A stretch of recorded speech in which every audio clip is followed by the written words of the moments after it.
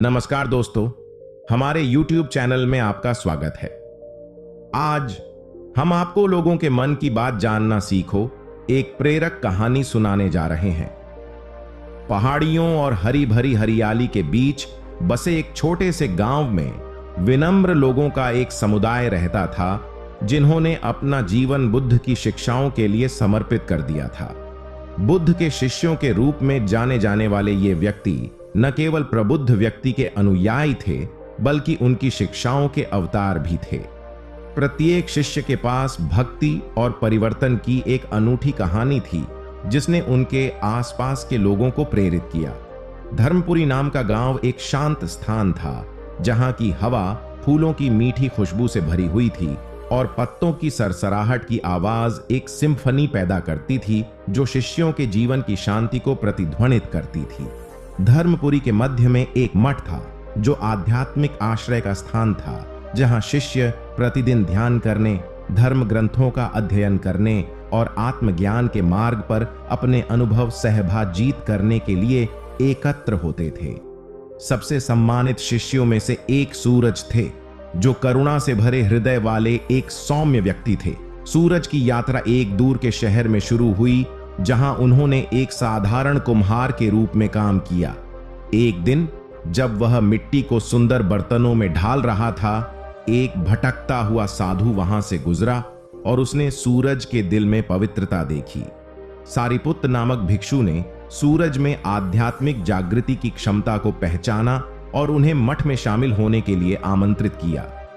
सूरज पहले झिझके अपने जीवन से जुड़े हुए थे, लेकिन सारिपुत्र की बुद्धिमान दृष्टि में कुछ ने उनकी आत्मा को छू लिया।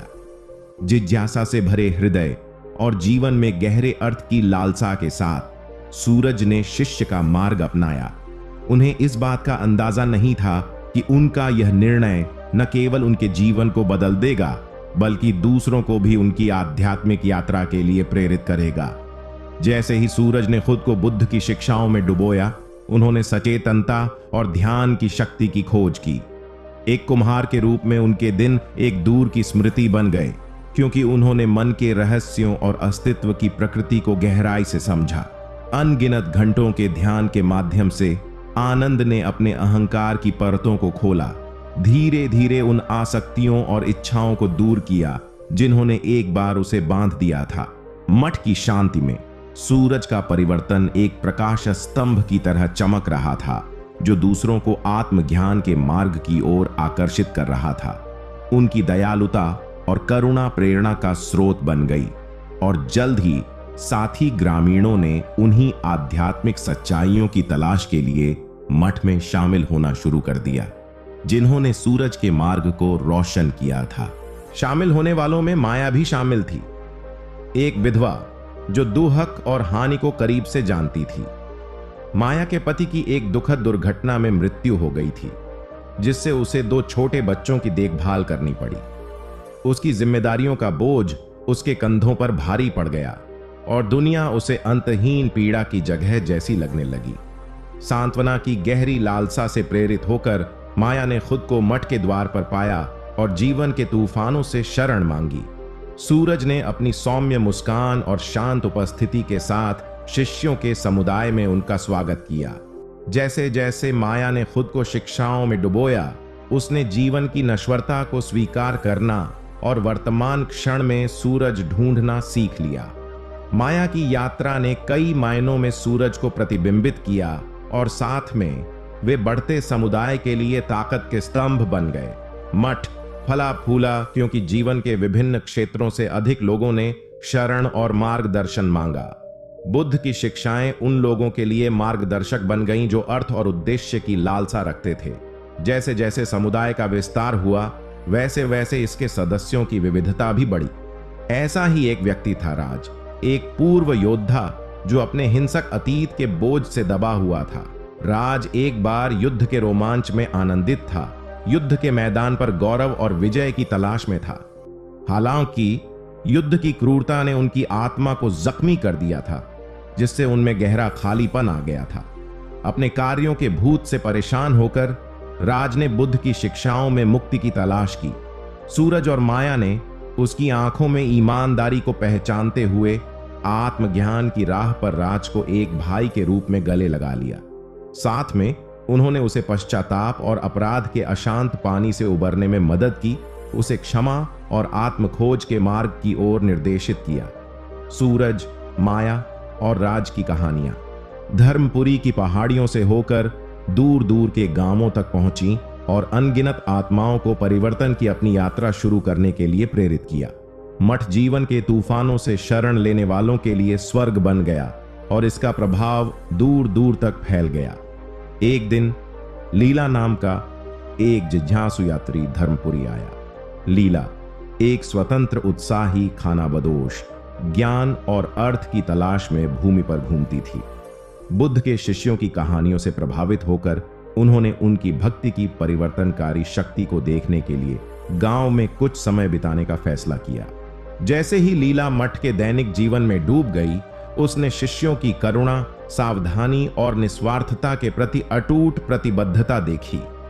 प्रत्येक शिष्य ने अपनी अनूठी पृष्ठभूमि और संघर्षों के साथ उन सार्वभौमिक सत्यों को अपनाया जो बुद्ध ने सदियों पहले सिखाए थे। इन प्रेरक कहानियों को दुनिया के साथ सहभागित करने की इच्छा से प्रेरित होकर लीला ने बुद्ध के शिष्यों के जीवन का दस्तावेजीकरण करने का फैसला किया। उन्होंने प्रत्येक शिष्य का साक्षात्कार लेने, उनकी यात्राओं का सार जानने और उनके परिवर्तनों की गहराई में जाने में कई महीने बिताए। परिणामी संकलन, जिसका शीर्षक था बुद्ध के शिष्य, भक्ति और परिवर्तन की प्रेरणादायक कहानियां, प्रेम, करुणा और सचेतनता की शक्ति का एक प्रमाण बन गया। पुस्तक ने दूर दूर तक यात्रा की, सुदूर देशों तक पहुंची और जीवन के सभी क्षेत्रों के लोगों को प्रेरित किया।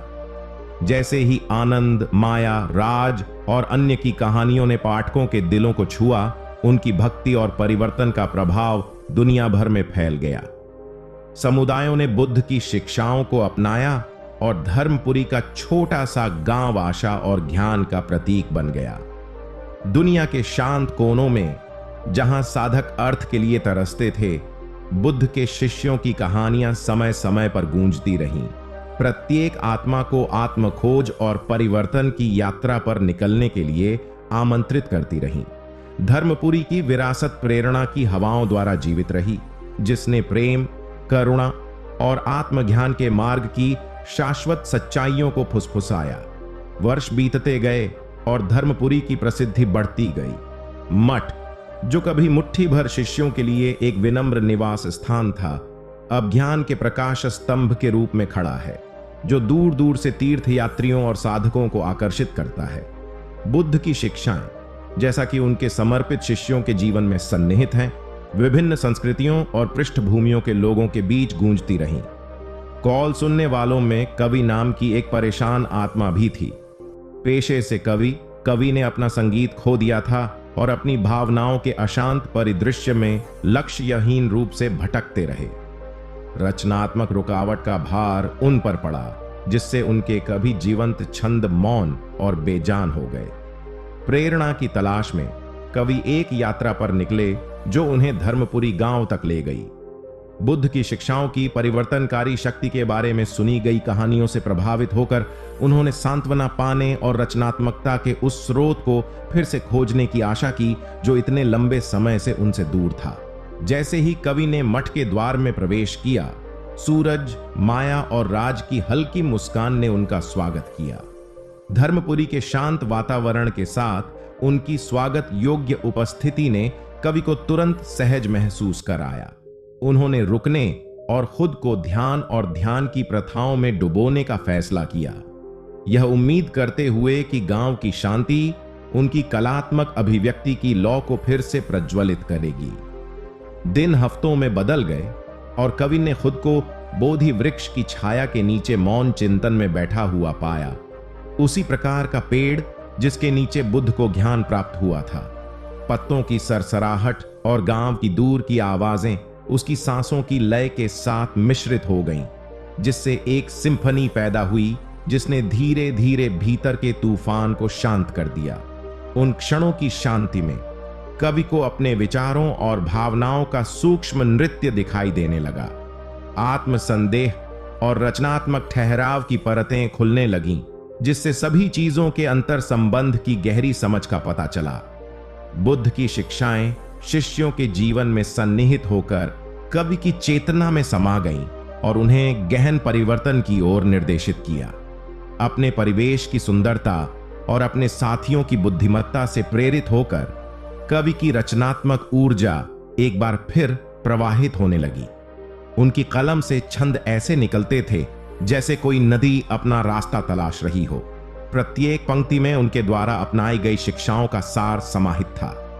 मठ की दीवारें कवि की कविताओं के मधुर पाठ से गूंज उठीं, जो कला और दिमागीपन की उपचार शक्ति का प्रमाण बन गईं।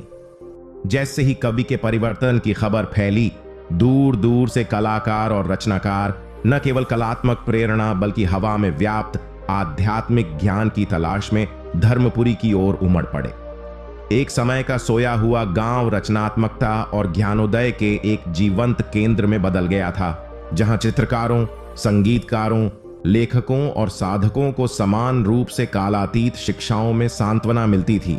नवागंतुकों में एक कुशल चित्रकार अजित भी थी, जो अपने अतीत की छाया से प्रेतवाधित थी। अजित एक समय एक प्रसिद्ध कलाकार थीं। उनकी पेंटिंग जीवन की सुंदरता का सार दर्शाती थी। हालांकि एक व्यक्तिगत त्रासदी ने उनकी कला पर एक काला पर्दा डाल दिया था, जिससे उनके ब्रश सूख गए और उनका कैनवास खाली हो गया। धर्मपुरी में अजित को सूरज, माया, राज, कवि और अन्य शिष्यों में दयालु आत्माएं मिली। उनकी कहानियां उनके मन में गूंजती थीं और मठ के वातावरण ने उनकी रचनात्मकता के टिमटिमाते अंगारे को पोषित किया। अपने ब्रश के प्रत्येक स्ट्रोक के साथ मेई लिन ने ध्यान और बुद्ध की शिक्षाओं के माध्यम से प्राप्त गहन अंतर्दृष्टि को व्यक्त करने का प्रयास किया। उनकी कला सचेतनता की एक दृश्य चित्र यवनिका बन गई, जो सभी चीजों की परस्पर संबद्धता और जीवन की नश्वरता को दर्शाती है। उसके पैलेट पर एक बार म्यूट किए गए रंग नई जीवंतता के साथ फूट पड़े और उसकी पेंटिंग्स एक दर्पण बन गईं, जो उसकी आत्मा की परिवर्तनकारी यात्रा को दर्शाती है। मठ की दीवारें, जो कभी केवल शांति की सादगी से सजी थीं, अब मेई लिन की रचनाओं के बहुरूप दर्शक की गवाही देती हैं।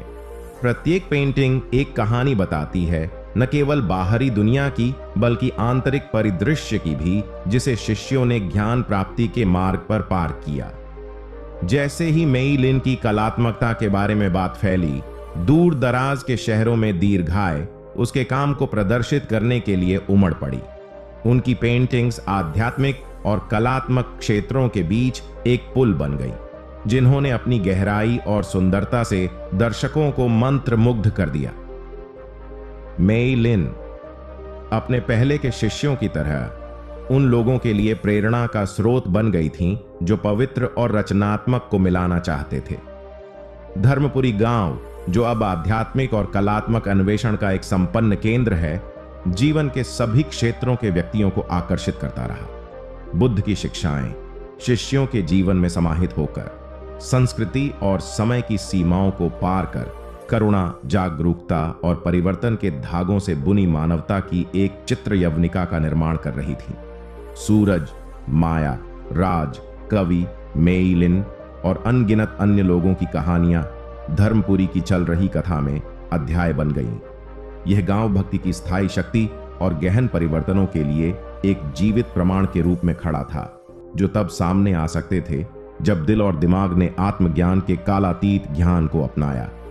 और इस प्रकार सूरज धर्मपुरी की पहाड़ियों पर उगता और डूबता रहा और बुद्ध की शिक्षाओं के धागों से बंधे समुदाय पर अपनी सुनहरी चमक बिखेरता रहा। मठ की घंटियां घाटियों में गूंज रही थीं और सुनने वाले सभी लोगों को आत्मखोज, रचनात्मकता और आध्यात्मिक जागृति की यात्रा पर निकलने के लिए आमंत्रित कर रही थीं।